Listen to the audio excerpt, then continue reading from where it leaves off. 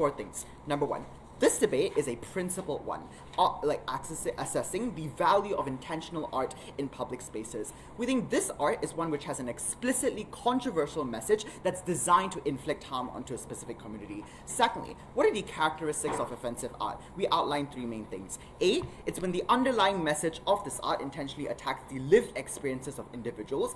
B, when it directly degrades the humanity of certain subsets of society. For example, Confederate statues existing within the US, or even things like Nazi symbols. Lastly, note that no art is unintentionally offensive, meaning that the creators of this art produce it with perverse and malevolent incentive to inflict harm onto a specific community for no valid reason. Thirdly, we think these pieces would not be commissioned for public spaces. So what this means is that such art cannot be funded by private actors or the state to exist within parks or museums. But secondly, and more importantly, we think the unique nature of public spaces means that everyone is able to see these pieces, and there's no way to insulate yourself from the harm whenever you see these traumatic events be platformed on the mainstream. Onto our burden then. Note that opposition in this debate has to defend types of offensive art across the spectrum, because the only reason why there was backlash in the status quo towards racist and offensive art is when we choose to detest and oppose its existence. We in this debate only need to defend why the continuation of it is within the obligation of the state and the protection of the vulnerable. 2 arguments then. Firstly, on how we think the preservation of public spaces as an inclusive and safe areas within the obligations of the state, and secondly, why we think offensive art is counteractive to political messaging and it actually stunts greater societal progress. On to the first argument, 3 parts. Firstly, I like to characterize what exactly does offensive art represent. 2 things here. 1, it intends to evoke a strong negative emotional response to the explicit portrayals of things like suffering that a specific community has suffered for far too long. Secondly, we think that one of the most easy ways to evoke this response is by adopting symbols that hold very strong emotional baggage of the past. For example, the imperial flag of Japan, because they colonized many countries. We think because the art within public spaces are isolated pieces, the way you make them a focal point is to dramatize this. So what this means is that you resort to the most explicitly offensive artwork. For example, statues that celebrate Japanese war heroes despite them committing war crimes. But why this is problematic is that this art evolves to become a direct threat to these communities, because it's a direct assault on their human dignity, because you don't recognize that they deserve protection, but this art directly degrades it. Secondly, why does this violate the purpose of public spaces?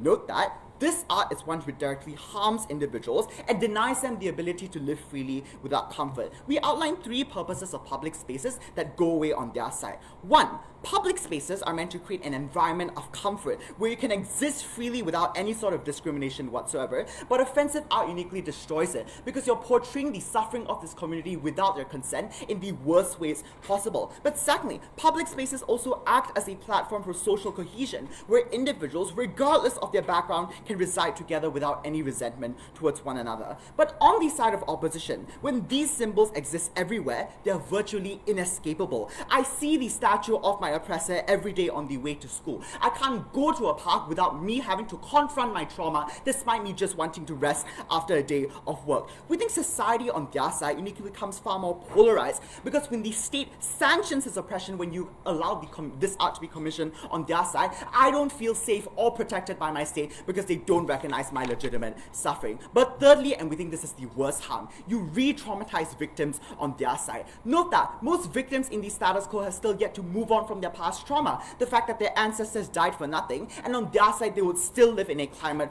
of fear. I like to note, regardless of how much support this art can get on the side of opposition, insofar as some pieces of it exist, it's a signal that wider society sanctions my oppression and they have no respect for my lived experiences. You are otherized by society on their side and you don't feel welcome. You're an alien within your own homeland. Lastly, note that there are existing protections on individuals from offense in the status quo. So I'd just like to do a bit of preemption here, right? Opposition likely is going to run the necessity to have free expression within art. But given that we think art is an extension of the speech of the creator, we think it's legitimate to restrict it in the instances where harm can manifest. For example, hate speech is criminalized in the status quo because the words people propagate are an act of violence, and we think offensive art is very similar to this because you're directly attacking the humanity of victims. So what this proves is that there are limitations on your expression, especially when it comes to the expense of another individual. We think it's within the interest of the state to do this. Before I go on to the second argument, sure. Individuals in status quo have no right to feel any kind of way. Why is the state's obligation to protect the feelings of individuals if they don't produce any harm?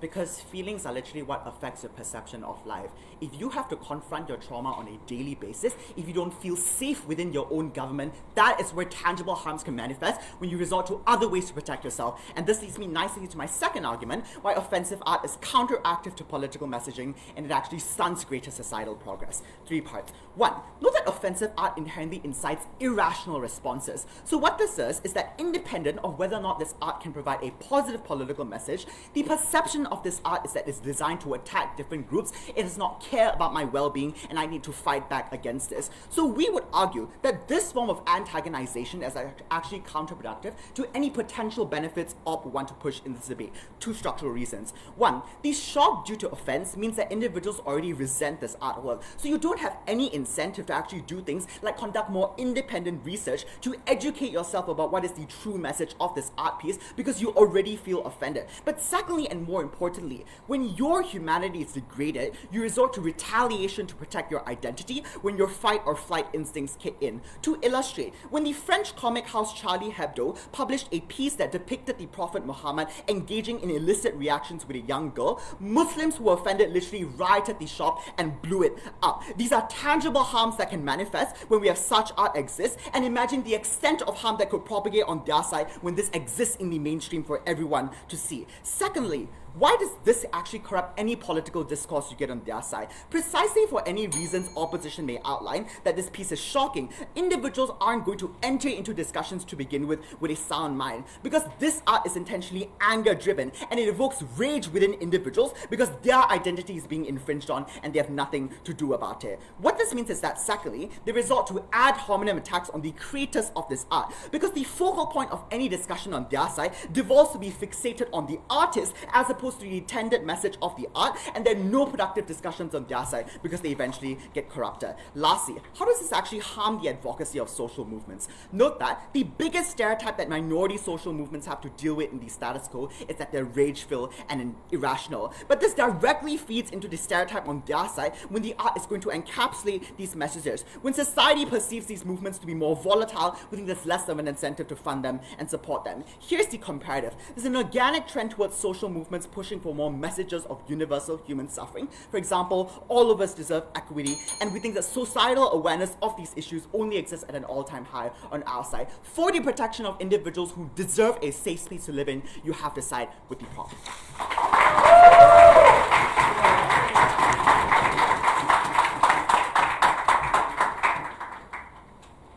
I thank the first opposition speaker for that speech. Before I invite up the first opposition speaker, can I get a volunteer to check that the stream is still working?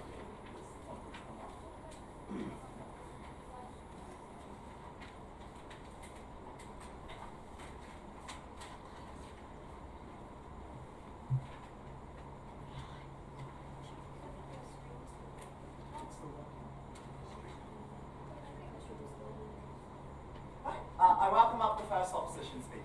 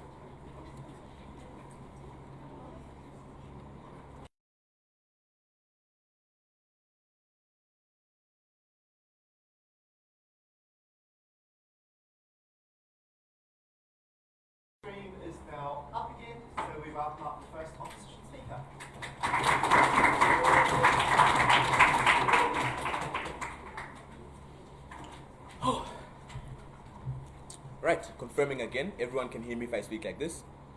I'll start my speech in 3, 2, 1. The Ministry of Thought deals with what individuals can think about. It does this by controlling what you see, the type of language that you interact with, and in this case, the type of art that you have access to. It is an Orwellian ministry that is built on enslaving the mind. It is an Orwellian ministry that we are very proud to oppose. What is this debate about? We think this is a debate about the nature of offense. It is a debate about who gets to define what it means to be offended and to be disgusted. We think there are 3 things to note on setup here. The first is that we think offense is not socially defined, but rather is individually defined. This is to say that we don't think there is a collective social conscience that gets offended, but rather that a group of individuals get offended. Secondly, we think offense on their side looks like an agglutination of a specific type of individual's specific feelings at an individual level about a specific type of art and about the representation of specific types of people. Point. Third is that we think on their side, offense is novelty. Offense is unfamiliarity. Offense is discomfort. What is our stance? We think first, and above all else, that government's role in the consideration of the question of free speech is to create an enabling environment for meaningful discourse to take place. Secondly, we think that decorum is censorship insofar as it doesn't make itself accessible to the kinds of people that need offensive art more than anyone else. I will make 2 arguments in this speech. First, on the principle of truth, and secondly, on the idea of offense as censorship. Second speaker is going to talk about the slippery slope of government regulation of free speech, and secondly, about why we think you get poor quality art in the grand scheme of things on their side. Very quickly on engagement, chief amongst it, the fact that the extent of their case is about hate speech. So when they argue things like the glorification of war criminals, critiques of minority groups, all of that we think constitutes hate speech. We think it's important to note that we reject the framing of hate speech as offensive. Why? 1, we think hate speech is uniquely distinguished from offensive art in that it is bound up in relations of power. It relies on exploiting existing power dynamics within particular communities to abuse minority groups and to abuse them in these societies. 2, hate speech is always illegal. In private life and in public life, in private spaces and in public spaces, hate speech is a criminal offense and is an offense that we are not going to defend on our side of the debate. What we think offensive art actually looks like is art that says things like peg the patriarchy. It's art that says things like to hell with heteronormativity. It is art that challenges the norm. It is art that questions and forces people to question what they think they know as truth. The first argument they provide is this idea that they think government has a principal obligation to preserve spaces and inclusive and accessible. We think it's important to note the facade that claims that public spaces can ever be inclusive and accessible. This is to say that we think we live in societies in which we smile at each other and we revel in the comfort of claimed inclusivity. In actual fact, though, deep down, we hate each other. We hate minority groups. We hate society as a whole. We think in any case, the fact of portraying a single narrative in public spaces does nothing to achieve any form of inclusivity on their side of the debate. We think, in actual fact, then, that the inclusivity that they achieve on their side is inclusivity that is functionally useless insofar as it is an inclusivity as defined by their side of the debate. 2 things to note, though. First, we think it's important to note that inclusivity is incomplete if it is an inclusivity of person. We think the kind of inclusivity we value on our side is an inclusivity that extends beyond the person, but extends to things like narrative, an inclusivity of ways of seeing the world, an inclusivity that diversifies various perspectives through which the world should be viewed. 2, we think on their side, inclusivity is defined by the majority, whoever that is. We think that is to say that the standard of inclusivity in Nazi Germany was families, Aryan families that had a mother, a father, and 3 children. That is what inclusivity looked like in that world. We don't value that kind of inclusivity insofar as it is only defined by one kind of group. What kind of groups typically define inclusivity on their side of the world? We think these are majoritarian groups, these are the rich, and these are groups that in the majority of instances have access to the kinds of spaces that allow them to define what it means to create inclusive societies. First argument then on the principle of truth. The premise of this argument is that we think truth can only preserve its role as truth insofar as it is capable of defending itself from counter-truths. This looks like how heteronormativity can only dare to claim to be the only form of truth regarding sex, sexuality, and relationships, insofar as it can defend itself from counter-truths that say there are many ways of viewing relationships, within there are many ways of viewing what it means to enter into loving relationships. The claim of this argument then is that we think government has a principal obligation to enable such attacks on what we know as truthful, because such attacks constitute dialogue, which we think is ultimately valuable to governments. Why? One, because governments are socially contracted to mediate dialogical spaces. We elect governments because we want them to create an enabling environment for us to have conversations, for us to critique what we know to be true, for us to define a more meaningful and more inclusive collective truth. Two, we think discourse is valuable for its own sake. That is to say, even if you reject the premise that they are functional outputs of discourse, the whole idea of creating societies that are dialogical is in and of itself valuable, because it is through dialogue that we construct our societies. It is through dialogue that we define what is valuable to our various communities. The importance of this argument is that it is not contingent on any practical outcomes, but rather speaks to the idea that discourse for its own sake must always be preserved by governments. We think the kind of discourse that we particularly value on our side of the debate is discourse that happens at every level, not only at an individual level where people talk in museums or talk in art, but at a collective level where people see art that is shocking and they talk about why it is shocking to them and why they find it so deeply shocking that two men can kiss, that a woman can wear trousers, and so on. That is the kind of inclusivity we value on our side, but that is the discourse that we think is so incredibly important to the world in which we live in today. Before I move to my second argument on why we think on their side they actually enable the censorship of minority communities, I'll take a POI. If discourse forces vulnerable communities to defend their identity in public, why would you make somebody who's already oppressed defend their sexuality when they're just going to the grocery store? We think it's important to note, as we already mentioned, that the idea of forcing people to defend their identity is already framed out by our analysis of hate speech. That is to say, that when you force someone, and when you even have the capacity to force someone to defend their identity, you have and are exploiting a power dynamic that we think capacitates you to be qualified as a perpetrator of hate speech. That is the kind of world that we support on our side. Secondly then, on censorship, we think it's important to note the kind of world that this debate exists in. This is to say that this is a world of no alternatives for minority communities. It's a world in which minorities have no other means of gaining attention to the various challenges they face in their societies. They don't have access to politics. They are not meaningfully represented in parliaments, in governments, in senates. They don't have access to social discourse because when they try to speak up in their societies, they're shamed for it. The claim then is that if the only way to garner attention to the various challenges of these individuals is through offense, we are very happy to defend that offense.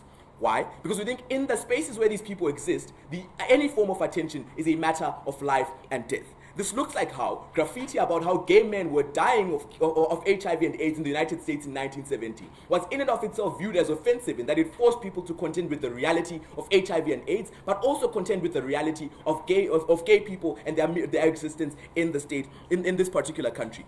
We think then that this form of attention, even if it was offensive to people, was valuable in garnering the kind of attention that led to more meaningful engagement with the welfare of this group of people. The impact here is that we think, one, you get some attention to these issues, which we think the counterfactual they have to defend is one of no attention whatsoever. But two, we think you get shock and offense that forces people to go back to their homes and tell their families that I saw the most disturbing thing earlier, let us have a conversation about it. Because that in itself, the act of having conversation and the fact of people not having conversation is the ultimate form of oppression today. If offense is the only means of achieving social change and the alternative is comfort and certainty, frankly, my dears, we don't give a damn. We're very proud to oppose.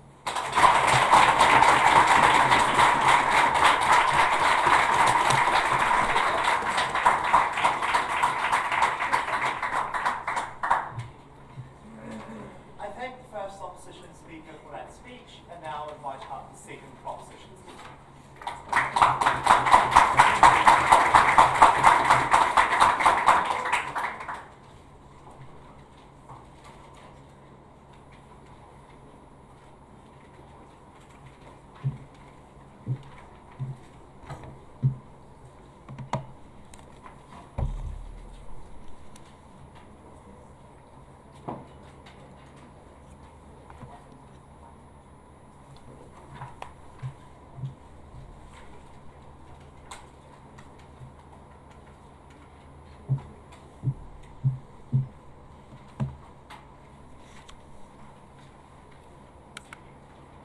Opposition in today's debate cannot win on a definition of offensive that they made up in prep. Because something can be offensive and something can be hate speech, but something that is offensive doesn't have to be hate speech, but every single form of hate speech is offensive, and that is the stance that we support under proposition.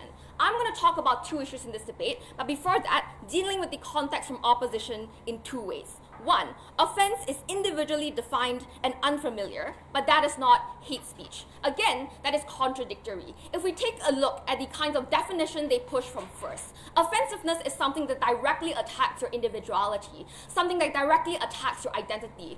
All of our characterizations and argumentation from first stand. It is about directly attacking the identity of an oppressed group. It's about attacking the ethnicity, the religion, the sexuality of minorities, all of which culminate in individualized forms of attack. But note that the second thing that opposition pushes in their definition, that offense on our side will be defined by a group of individuals and a group of individualized offensiveness. That's literally what it means for a group of people to be offended by something, which means it is not individualized forms of oppression, but rather society-wide oppression. And any form of offense is necessarily an attack on the identity of individuals. But secondly, just to preempt this really quickly, this debate is a principled debate about whether or not public spaces should be controlled by the wealth of private individuals commissioning art. This debate is not about government regulations. We are not banning anything, which means that the second argument coming up from second speaker is already irrelevant, because this debate is purely a principled debate assessing the purpose of public spaces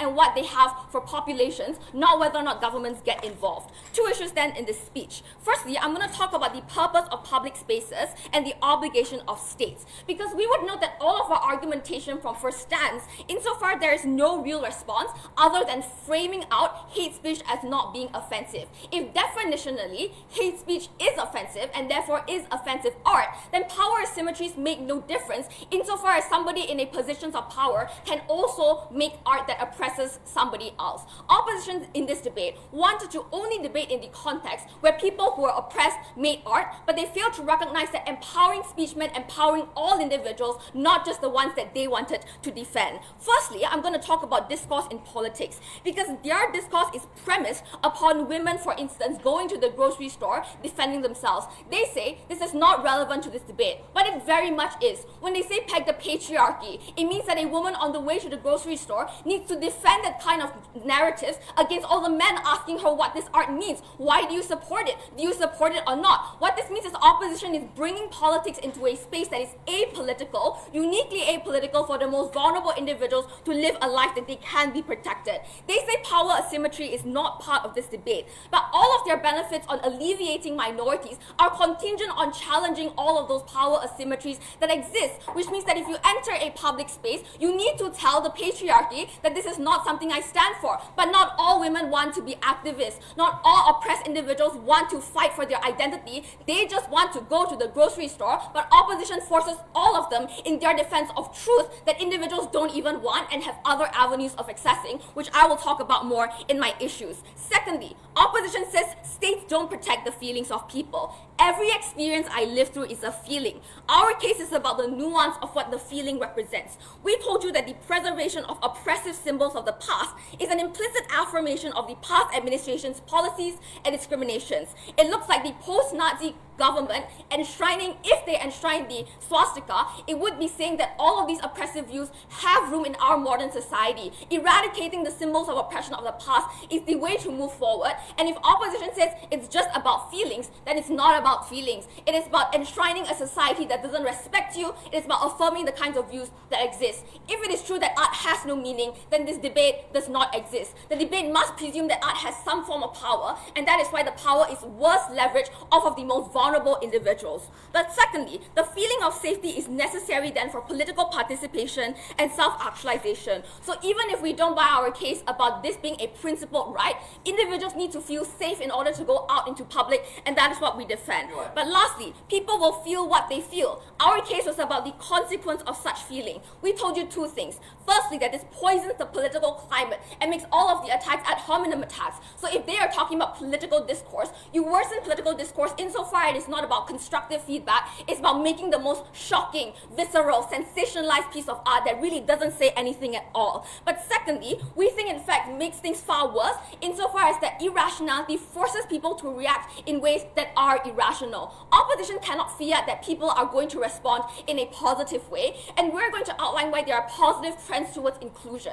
What happens on opposition is that people feel directly attacked. The privileged feel as if their morality is being threatened. Right now, they feel sympathy, and they're willing to vote for your issues based off of a conceptualization of human rights. But when you tell them every single thing you enjoy is a byproduct of oppression, they are incentivized to go against you, incentivized to delegitimize the movement at its core. But crucially, they force unwilling civilians to participate in public defenses of their identity, and that is a harm that they cannot claim. What is the weighing of the stakeholders in this debate then? Two things. One, their principles of truth and overcoming oppression are contingent on mechanistic outcome. If I prove that their art doesn't actually lead to good political inclusion, then they don't get to claim the benefits of helping minorities. What is the benefit then? Secondly, our case immediately and inherently creates safe spaces for minorities, absent of any mechanistic tension, which I'll prove in my second issue, but before I go on, go. Even if we accept your restrictive characterization of hate speech, you still don't show why we think, like, the fact of putting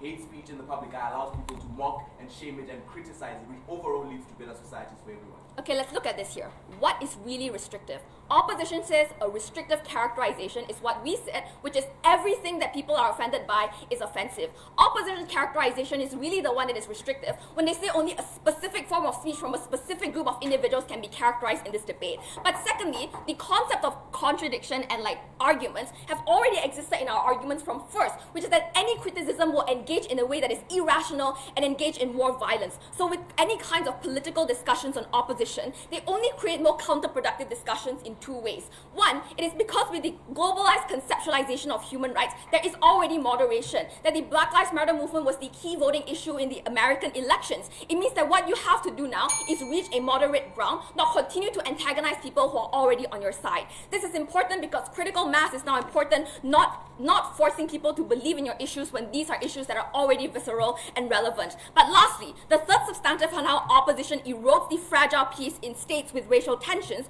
we say in instances where there is little power asymmetry between actors involved, it worsens simmering tensions and plunges communities into conflict, i.e., communities fresh off of conflict, the post-Malaysian unification, post-Rwandan genocide. The upward battle for peace for integration happens with the integration of individuals and the humanization of parties when they interact in a neutral and safe space. Conversely, opposition forces the trip to the grocery store to be reminded of your visceral political differences, the reminder of your divisive conflict. Politics will exist in a political sphere. They exist on national TV. They exist on debate forums. But it happens where individuals can be safe, can be protected, and not forced into a conflict that they never wanted to be a part of. This debate was about public spaces, not about politics, and opposition needs to engage in second.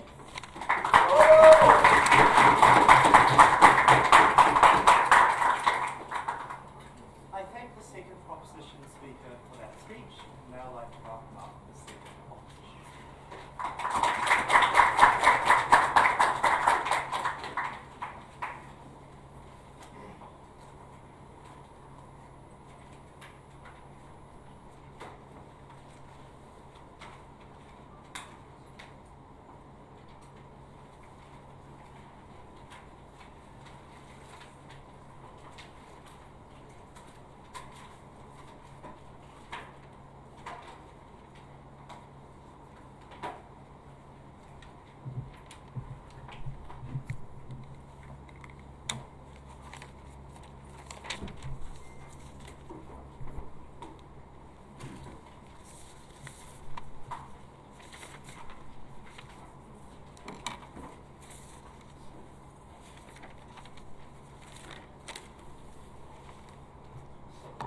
All right, am I audible? All right, awesome. Hi everyone, this is Mason, he's our team mascot, and he'll be speaking with me today.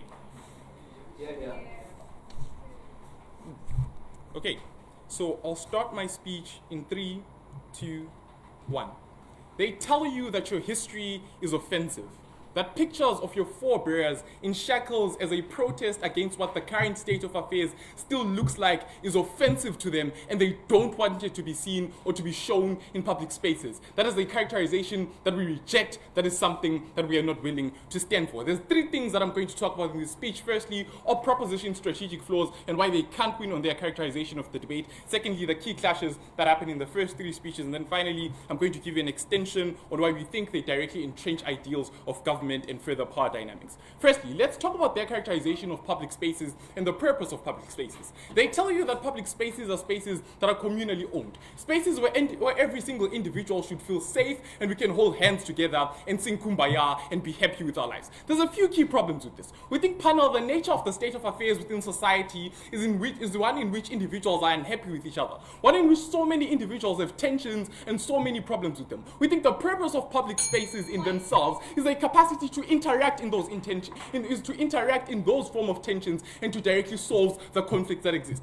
We don't think public spaces are spaces where we merely pretend to be happy with each other and hate each other and continually perpetuate hate crimes and things that they characterize. We think these are places that are very important for social discourse to happen and for the direct interaction of the problems that exist within society. The second, they tell you that this debate is about hate speech. They tell you that this debate is about individuals who directly contribute to hate speech within society and tell you things that are actively harmful towards individuals. I think we need to characterize what hate speech looks like, because Muko already frames it out in first speech, but they bring it back in second. No, he explains to you that hate speech is directly entrenched in power dynamics. That is to say, in most instances, hate speech directly leads to violence and so many other things. The reason why hate speech is illegal and can't be the context in which the debate exists in status quo is because we think that the power dynamics that exist therein don't allow for discourse to happen in the first place. But fine, let me be very charitable and take them in their best case scenario and say this debate is about hate speech. Why do we think that they still can't win this debate? Two key reasons here. We say, firstly, when you directly take hate speech on their side, particularly in terms of art,